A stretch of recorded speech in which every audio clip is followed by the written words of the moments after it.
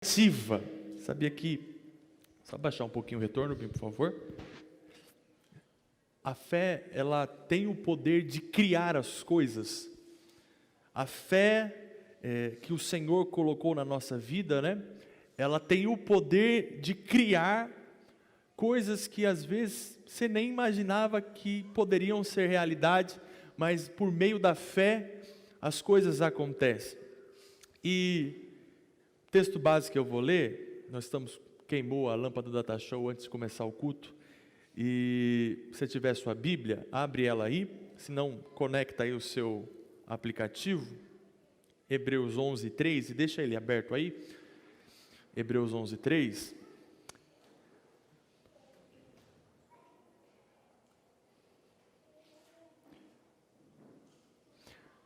A nossa caminhada com Deus, nós iniciamos a série, né, de princípios de fé. A nossa caminhada com Deus, ela se baseia única e exclusivamente na nossa fé em Cristo Jesus.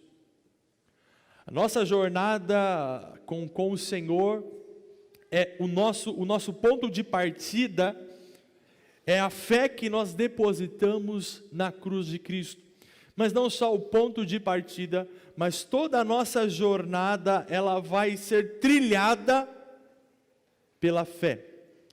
Quando nós depositamos a nossa confiança, quando nós cremos no Senhor Jesus.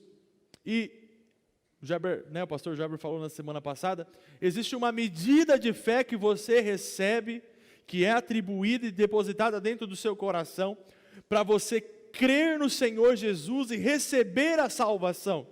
Não sei se você sabe, eu acredito que sim, mas só vou reforçar, você não é salvo por mérito seu, você não é salvo porque você faz alguma coisa, você não é salvo por suas obras, mas você é exclusivamente salvo pela fé mediante a graça do nosso Deus. Se você crê, você recebe a salvação.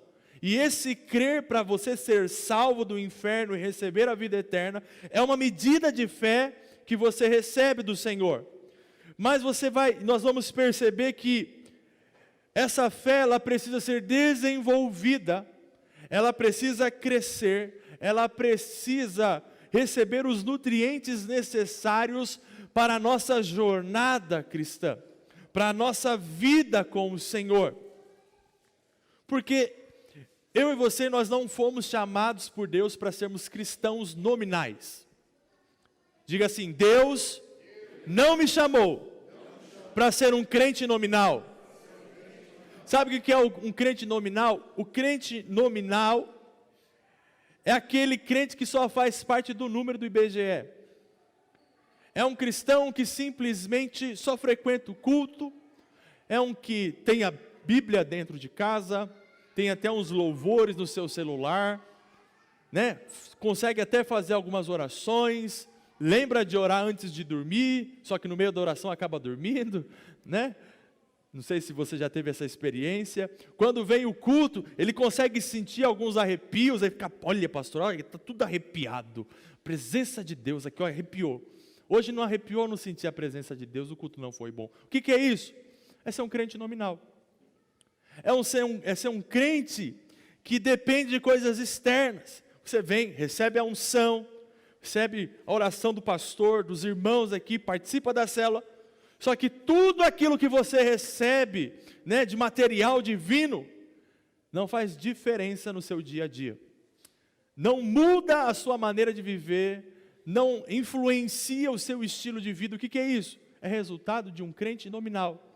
É aquele cara que recebe um monte de coisa, coloca tudo na bagagem e não faz aplicação alguma com aquilo que ele tem recebido. E como eu disse, Deus não nos chamou para sermos crentes nominais. Deus te chamou para ter história com Ele. Deus chamou você para ter uma história com Ele. Você pode dizer isso? Dizer, Deus me chamou para ter uma história com Ele. Deus te chamou para isso, para você viver uma história com Ele. Agora, a pergunta que eu faço para iniciar, você tem histórias com Deus? como as irmãs vivenciaram, né? No meio da tribulação, aí você vê a felicidade que não cabe no rosto, no coração, resultado de histórias com Deus, frutos de oração. Você tem isso na sua vida? Agora, a segunda pergunta que eu faço é o seguinte: como se tem histórias com Deus? Como é, pastor, que eu faço então para eu ter histórias com o Senhor? Como eu faço para de fato sair desse crente nominal e começar a desenvolver a minha vida com o Senhor? É simples. Você tem histórias com Deus quando você decide andar com Ele. E eu não sei se você sabe, mas eu vou reforçar. Existe apenas uma única maneira de se andar com Deus. É pela fé. É uma grande aventura. Andar com Deus é uma grande aventura. É simplesmente você crer. Quer ter história com Deus? Então decida andar unicamente pela fé. Sabe, irmãos, o que vai determinar o nosso caminhar com Deus não é quantas vezes você vem na igreja, quantas vezes você lê a Bíblia, quantas vezes você ora. Isso tudo faz parte, isso tudo é saudável para a sua vida, quanto você ajuda as outras pessoas, o quanto de caridade você oferece. Isso tudo faz parte, é muito bom, é plausível você fazer, mas o que vai determinar a sua história com Deus é a sua fé. Sua fé, o quanto você crê, o quanto você deposita no Senhor a sua crença, crer que Ele está no controle de todas as coisas. Sabe, o texto que nós vamos ler, mas o capítulo Hebreus 11, ele vai descrevendo sobre fé. Depois eu indico que você leia na sua casa. Ele descreve sobre a fé. E aí ele vai não só descrevendo sobre a fé, e ele vai colocando e enumerando para nós homens e mulheres que desfrutaram de histórias com Deus e que tiveram histórias de fé com o Senhor. Em algumas ocasiões eles são intitulados de heróis da fé. Só que lá nos últimos versículos do capítulo 11, a Bíblia faz questão de colocar uma classificação para esse tipo de gente. Versículo 38, a Bíblia fala o seguinte: esse tipo de gente que decide andar com Deus, andar em fé, a Bíblia classifica como homens dos quais o mundo não era digno. O que é isso, pastor? Homens dos quais o mundo não é digno de se ter nessa terra. O que é isso? É gente que não se encaixou nesse sistema mundano. É gente que ela é como se fosse um anticorpo dentro desse mundo. Sabe o que é um anticorpo? Quando você tem uma bactéria que não faz parte do seu organismo, o seu organismo já avisa com febre, falando, tem alguma coisa estranha aqui, o seu organismo está andando bem. Aí ele sintoniza com a febre. Homens dos quais o mundo não é digno, é gente que faz o mundo passar mal. É gente que as pessoas olham e falam assim, não é possível, estou aqui trabalhando, labutando, essa pessoa chega, simplesmente as coisas acontecem. Ela fala, o negócio acontece, chega, as portas se abrem, começou ontem na empresa, já ganhou uma bonificação, já ganhou uma promoção. O que é isso? Gente do qual o mundo não é digno. Gente que decidiu andar em fé. Gente que decidiu abrir mão das suas forças próprias e depender única e exclusivamente do Senhor. Falar, Deus, toma conta da minha vida.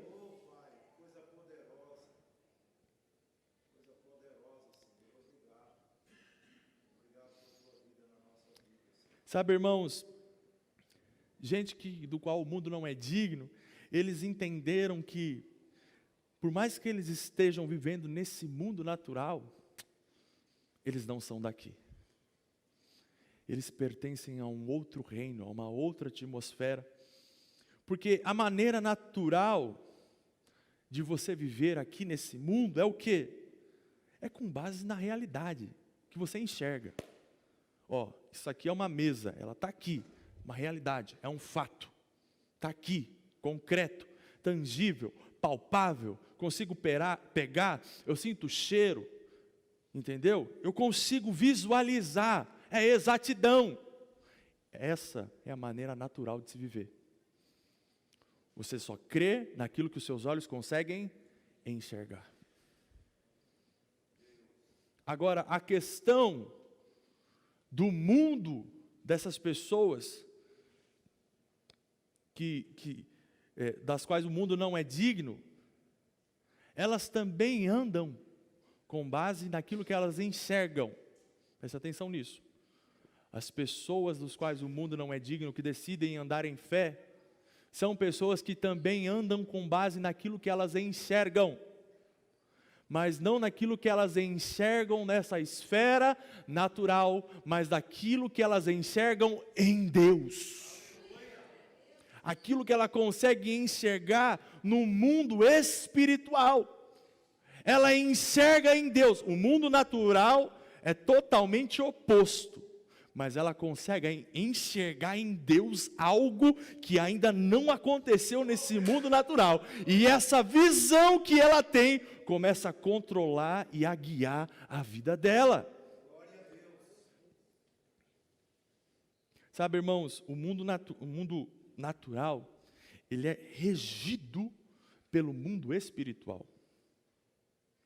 O mundo natural, ele é regido por um mundo natural. E aí, quando você entende esse princípio, aí você faz a diferença de gente que o mundo não é digno e gente que é digna do mundo. Como assim, pastor? Tem diferença? É claro que tem a diferença. Porque gente que anda com Deus em fé é gente que anda além do normal. Enxerga coisas que ninguém está enxergando. O pastor está falando, ó, seremos 200. Não, esse pastor está maluco. Não tem realidade, não tem de onde vai sair gente. Mas ele está aqui, ó, seremos 200. Por quê? Enxergou além no mundo do espírito, viu uma realidade espiritual, está transmitindo essa realidade para nós.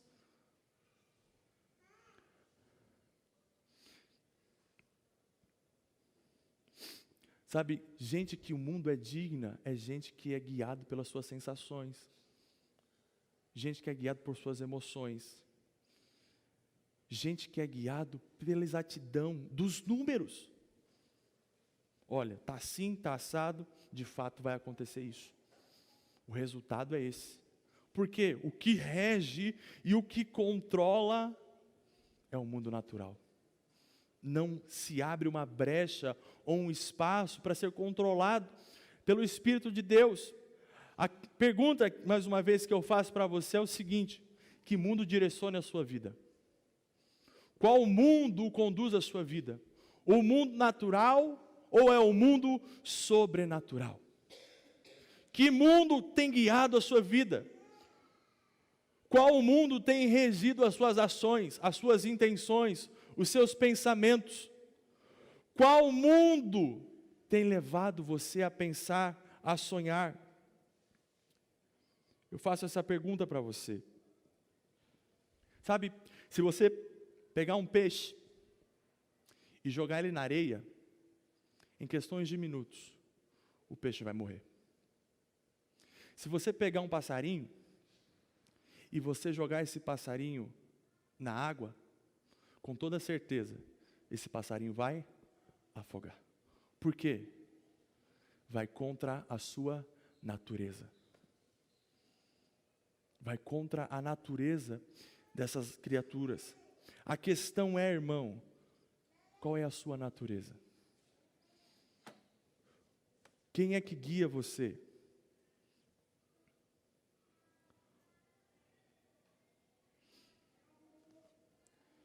Eu e você, nós precisamos entender que por mais que nós estamos nesse mundo, uma vez que nós aceitamos a Jesus, sabe o que acontece em nós?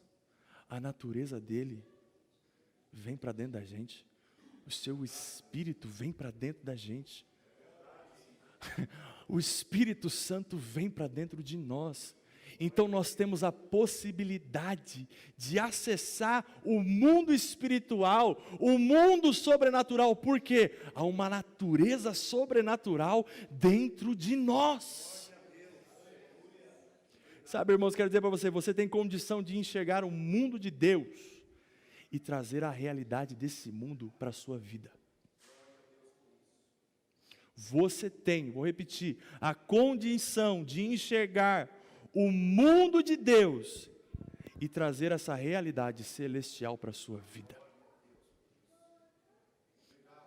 Eu não estou falando de histórias que eu estou jogando palavras ao vento, mas é uma realidade. É uma realidade. O grande problema que acontece, irmãos, é o quê?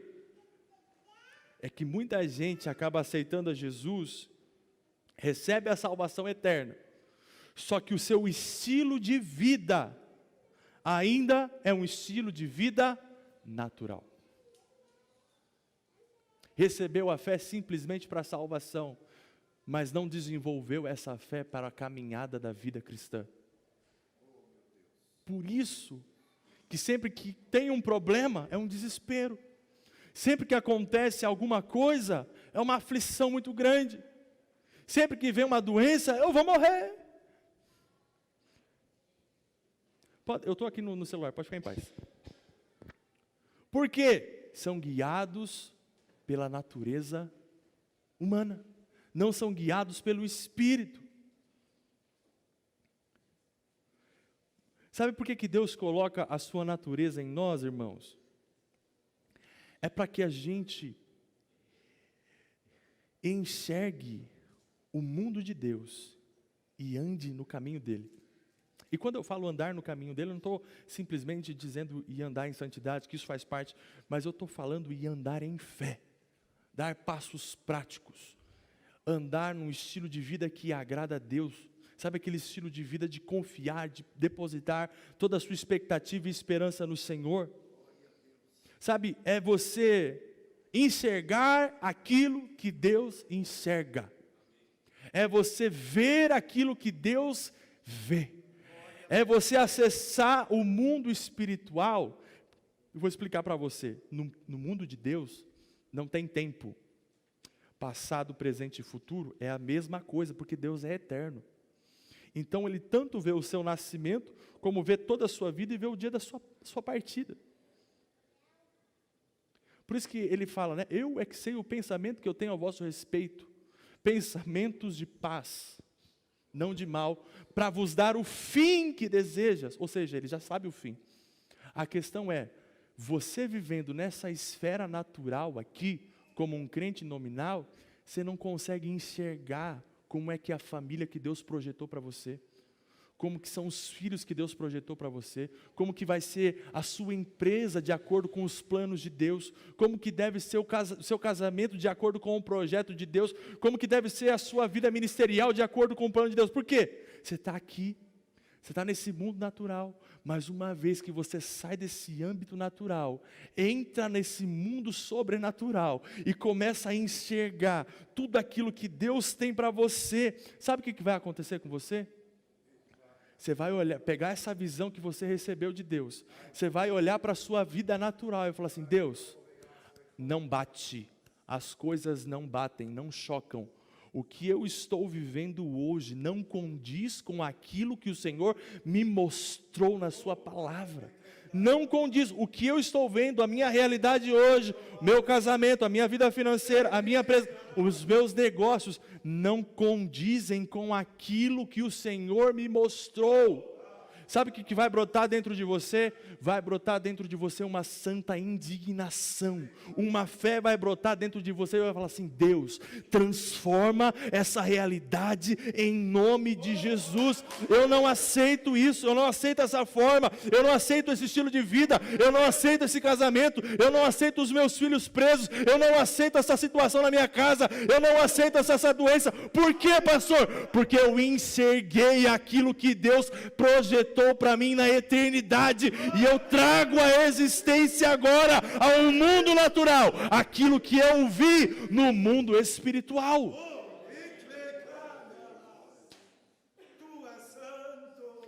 Pastor, Aleluia.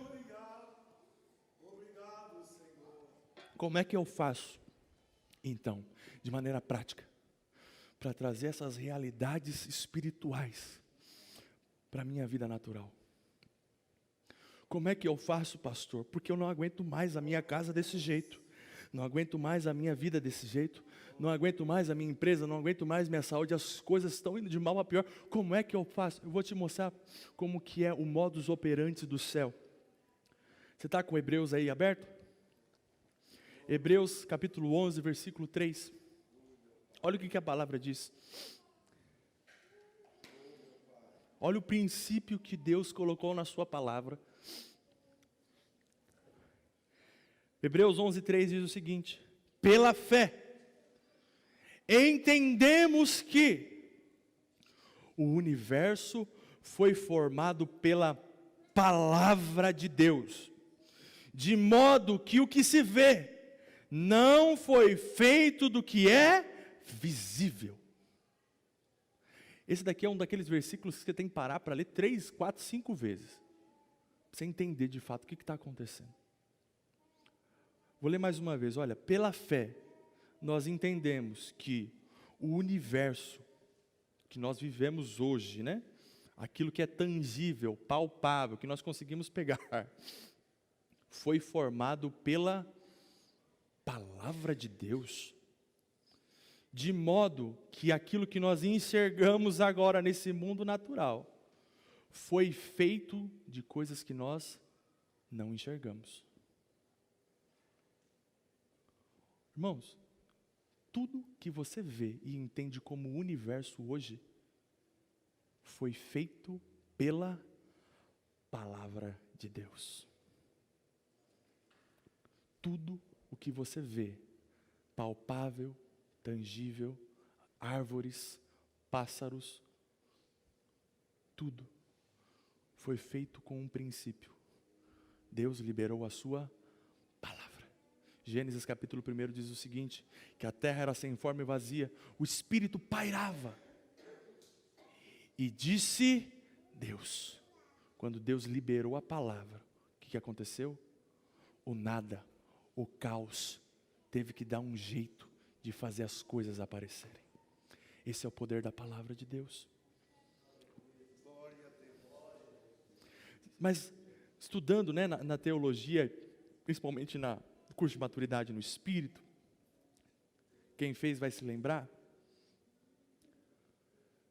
a palavra de Deus, o conceito da palavra de Deus é duplo. Você tem o Logos e você tem o Rema. Diga comigo, Logos e Rema. O que é o Logos? O Logos é a palavra escrita. É a compreensão que você tem a partir do momento que você lê a palavra. Você tem a sua Bíblia, tanto no seu celular como fisicamente. A partir do momento que você se abre para entender, ler a palavra, aquela palavra é um logos para você. É uma compreensão. Agora, o rema é a palavra que sai daqui e atinge aqui. E faz uma explosão na sua vida. Sabe quando você está lendo a Bíblia e você fala assim, como eu nunca enxerguei isso antes? Como a Rose falou, o Senhor é meu pastor e nada me faltará. Foi o versículo que guiou ela durante esses dois meses, ou 3 meses. Gente, o salmo mais conhecido do mundo. Fez assim, pá, no coração dela. O que é isso? Revelação. Quando os seus olhos se abrem, as escamas caem, você começa a enxergar e fala assim, é isso, o que faltava na minha vida para esse momento, é essa palavra. Esse logos é a palavra viva, é a palavra real, é a palavra criativa de Deus. É a palavra que quando Deus libera, coisas acontecem. E aí, se você tem essa perspectiva, porque a palavra que, o termo que o escritor dos Hebreus utiliza para descrever essa palavra, não é logos, é o rema, é a palavra criativa, é a palavra que produz vida, é a palavra que produz transformação. Agora eu vou fazer uma releitura com você, fazendo essa aplicação nessa tradução que nós fizemos agora. Olha só, Hebreus 11:3, traduzido por nós, diz o seguinte: pela fé, nós entendemos que o universo foi formado pela palavra falada, viva, real e criativa, que saiu da boca de Deus, de modo que o que se vê não foi feito do que é visível. Quando Deus fala, coisas acontecem. Quando Deus libera a palavra dele, irmão, coisas acontecem. Coisas acontecem. O mundo veio a existir simplesmente porque Deus falou. Deus liberou a sua palavra. Esse é o princípio pelo qual Deus trabalha, liberando a sua palavra, e as coisas acontecem. Isaías 55:11 diz o seguinte: assim também ocorre com a palavra que sai da minha boca, ela não voltará para mim vazia, mas fará o que desejo e atingirá o propósito pelo qual eu a enviei. Toda palavra que sai da boca de Deus não volta para Ele vazia, sem antes cumprir o propósito pela qual ela foi liberada. Eu quero dizer para você, eu não sei qual foi a palavra que Deus liberou para você, mas eu tenho uma direção para você: ela não vai voltar para Deus vazia, sem antes acontecer aquilo que Deus falou que vai acontecer na sua vida. Creia, vai acontecer. Se Deus falou, é uma realidade. Irmãos, a palavra que sai da boca de Deus é uma palavra criativa, é uma palavra que abre caminho no meio do ermo, é uma palavra que abre o mar vermelho, é uma palavra que faz chover maná do céu, é uma palavra que faz da estéril mãe de filhos, porque toda palavra que sai da boca de Deus é uma palavra que produz vida. É uma palavra criativa. Sabe, irmãos, se o seu desejo é trazer à existência as coisas que você ainda não enxergou nesse mundo natural, mas que você viu em Deus, que você viu no seu momento de oração, você teve um vislumbre, Deus te mostrou, você teve uma visão, mas você olha para a sua realidade e fala assim: Deus não combate, não condiz. O que eu tenho para dizer para você? Comece a falar aquilo que Deus diz. Ande em linha com a palavra, ande em linha com aquilo que Deus liberou, ao tempo que, quando você menos esperar, vai acontecer, vai surgir, as coisas vão acontecer. Sabe, irmãos, a Bíblia fala que um dia, um anjo chegou para uma mulher, e falou o seguinte para ela: Maria, você vai dar a luz ao Salvador do mundo. Olha que desafio. Ela era virgem, não conheceu o homem. Maria, eu tenho um desafio para você. Você aceita? Sabe qual que foi a resposta de Maria? Que se cumpra em mim a palavra que Ele liberou. Sabe o que é essa palavra? É o rema, a revelação. Irmão, como uma mulher que nunca teve relação com outro homem concebe ao Salvador do mundo? Pela palavra criativa de Deus. A Bíblia fala em outra ocasião que Pedro volta de uma noite de pescaria, e aí ele se depara com o Senhor Jesus, e na conversa com o Senhor Jesus ele fala: Senhor, olha, a gente pescou a noite inteira, não deu certo. E Jesus desafia: Pedro, volta lá. Lança novamente as redes. Você vai ver o que vai acontecer. Sabe o que Pedro responde? Senhor, estou cansado. Pesquei a noite inteira. Mas pela tua palavra. Adivinha o que é essa palavra? Rema.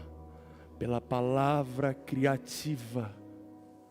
Irmãos, um pescador passou a noite inteira pescando, já jogou a rede em tudo quanto é lugar. Não tinha peixe. Mas pela palavra do Criador das águas, falou, vai lá mais uma vez, debaixo da sua palavra, Senhor, as coisas vão acontecer. Eu não sei quantas vezes você já tentou, eu não sei quantas vezes você já orou, mas eu sinto da parte de Deus, vai debaixo da palavra, vai mais uma vez debaixo de uma direção. Deus já liberou a palavra, as coisas vão acontecer. Há uma palavra criativa de Deus liberada na sua vida. Deus vai fazer acontecer. A palavra criativa, irmãos, é falar aquilo que Deus fala. Fé criativa é crer naquilo que Deus diz. A Bíblia fala que existia um casal de idosos de 75 anos. Gênesis capítulo 12. E a Bíblia fala que Deus aparece para esse homem. Ele faz um desafio. Sai da sua casa. Sai da sua parentela.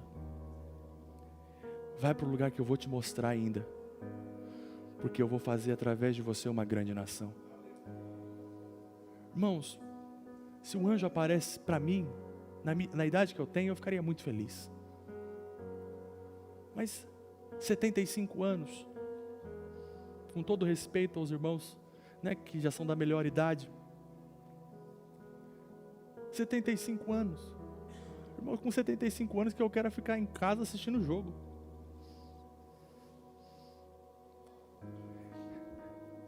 E aí Deus fala, vou fazer de você uma grande nação.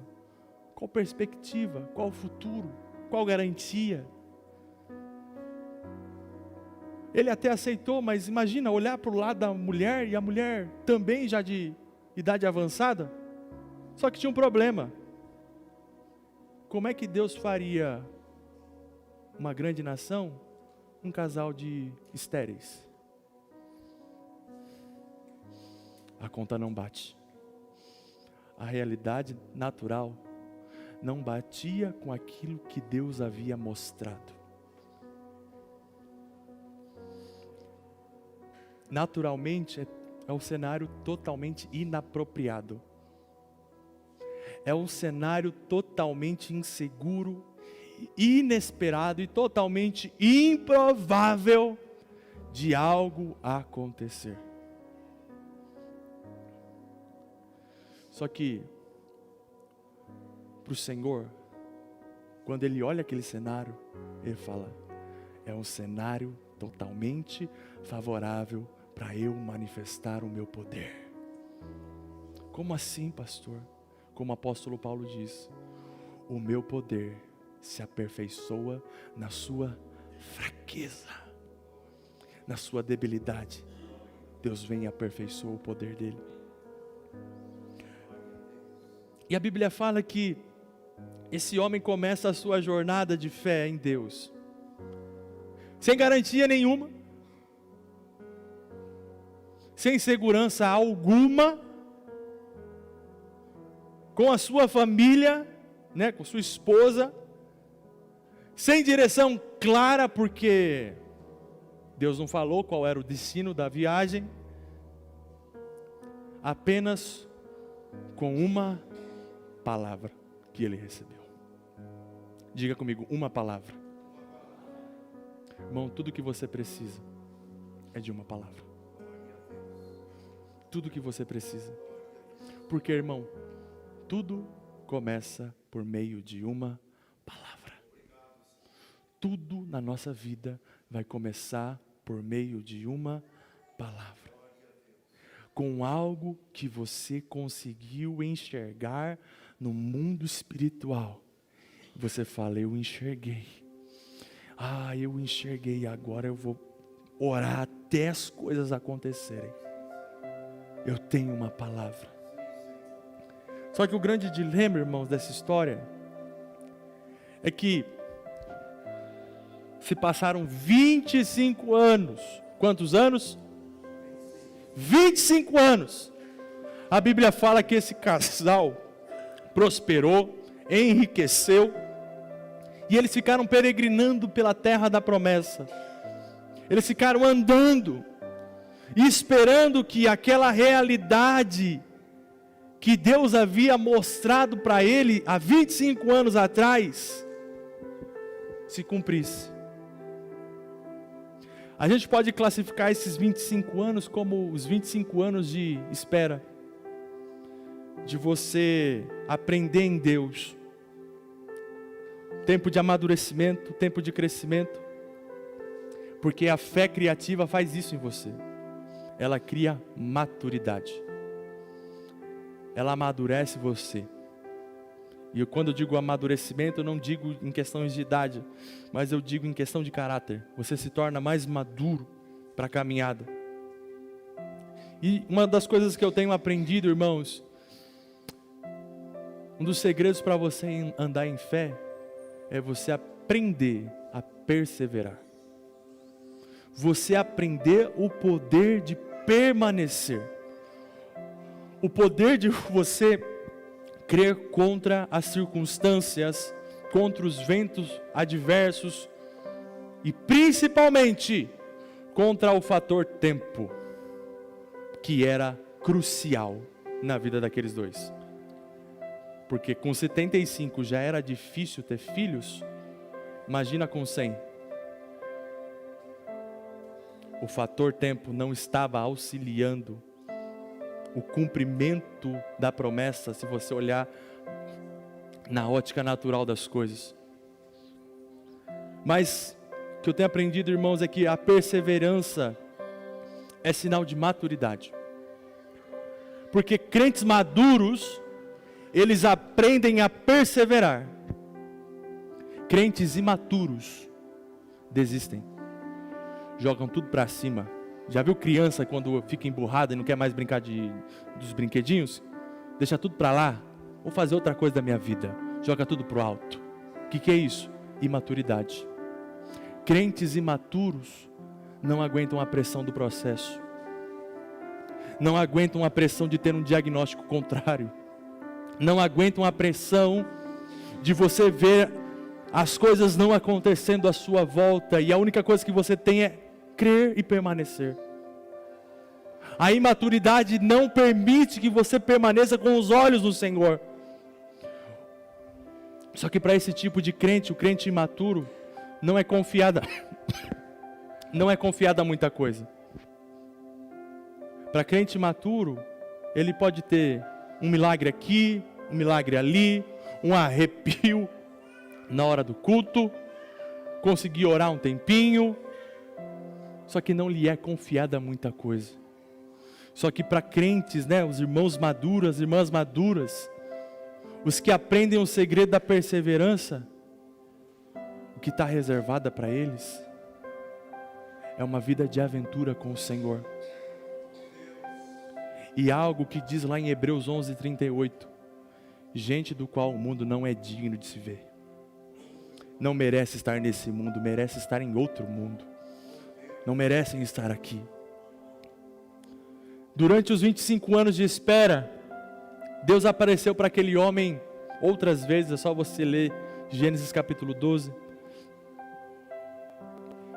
E sempre que Deus aparecia, Ele reforçava a visão que Ele havia lhe dado há 25 anos atrás.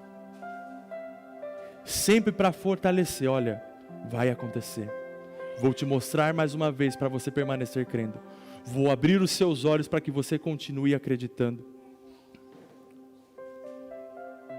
Sabe, irmãos, Deus nunca vai te mostrar algo que Ele não deseja realizar na sua vida. Deus nunca vai mostrar algo para você que Ele não deseja trazer a existência na sua vida. Se Deus mostrou algo para você, um sonho, um projeto, um propósito, sabe aquele negócio, eu não estou falando de emoções, coisas que vêm e vão com o tempo, estou falando de algo que persegue o seu interior, que persegue o seu coração, passa ano, entra ano, você está com aquele negócio dentro de você. Que isso? É um sonho, é um projeto, uma imagem que Deus colocou dentro do seu coração. Se Deus mostrou isso para dentro do seu coração, para dentro de você, sabe qual que é o desejo de Deus? É que isso se torne algo existencial na sua vida, real na sua vida. Para a gente acelerar aqui, no capítulo 17 de Gênesis, algo inédito acontece, porque Deus aparece mais uma vez para aquele casal, mais uma vez para reafirmar o projeto, o sonho, a aliança que Ele estabeleceu. Só que a diferença agora é que Deus intervém na vida deles de maneira prática. E aqui está o segredo, quando Deus intervém. Aquele casal se chamava Abrão e Sarai. Abrão significa pai exaltado, e Sarai significa aquela que domina. Eles se chamavam assim, o pai exaltado e aquela que domina, aquela que tem o controle, aquele que é exaltado por si e aquela que tem o controle. Só que em Gênesis 17 a gente percebe que Deus entra em cena, e a coisa que Deus faz é, eu vou mudar o nome de vocês. A partir de agora você não vai chamar mais Abrão, vai ser chamado de Abraão. A partir de agora você não vai ser mais chamado de Sarai, vai ser chamado de Sara. Pastor, não entendi nada. Por que que Deus tem essa mania de mudar nome? Por que que Deus tem que intervir dessa maneira? Por que que Deus, mudou o nome deles? Abraão significa pai de nações, e Sara significa uma mulher nobre. Sabe o que Deus estava fazendo? Deus estava mudando a comunicação daquela casa. Deus estava mudando a comunicação daquele casal. Deus estava mudando a fala daquele casal. Porque antes, quando eles se chamavam, ele falava, ô dominadora, vem aqui. Fala, pai exaltado. Agora Deus intervém. Fala assim, agora vocês vão falar de acordo com aquilo que eu falo. Vocês vão andar em linha com aquilo que eu mostrei para vocês. Vocês não vão se chamar assim. Agora você vai chamá-la de uma princesa, uma mulher nobre. E a partir de hoje, Sara, você vai chamá-lo de pai de multidões. O que isso tem a ver? À medida que eles se chamavam pelos novos nomes, sabe o que estava acontecendo com eles? Eles estavam liberando uma palavra criativa, um na vida do outro. Eles estavam liberando. O pai exaltado, olha ele ali, olha o pai exaltado, olha ali o pai exaltado. O que é isso? Eles estavam fazendo com que aquela semente de fé, que foi depositada 25 anos atrás, tomasse forma. Depois que Deus mudou o nome deles, e eles começaram a se chamar dessa maneira, passou um ano e Isaac nasceu. Pastor, o que significa isso? A fé criativa é você falar aquilo que Deus fala. Assim como Deus falou e as coisas foram acontecendo nesse mundo natural. Quando você anda em linha com aquilo que Deus te mostrou e você fala aquilo que Deus fala, o poder criativo começa a agir nesse mundo. O poder criativo começa a acontecer.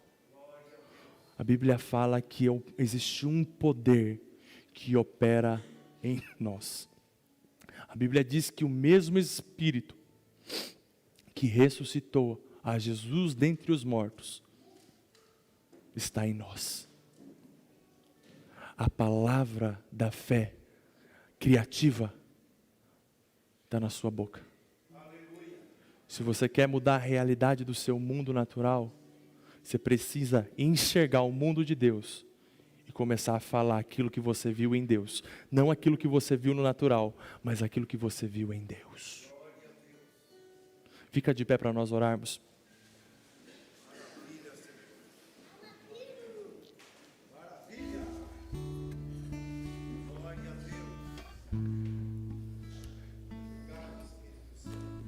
Já são 8h10. Eu sei que a maioria dos irmãos conhecem a história do nosso filho, do Tito. Mas eu estou falando de algo que não é uma teoria na minha vida, mas é algo que eu vivi e que eu vivo todos os dias. Não sei se você sabe, mas na gestação da Bianca, o Tito foi diagnosticado com um tumor no pulmão. E ele só tem um pulmão.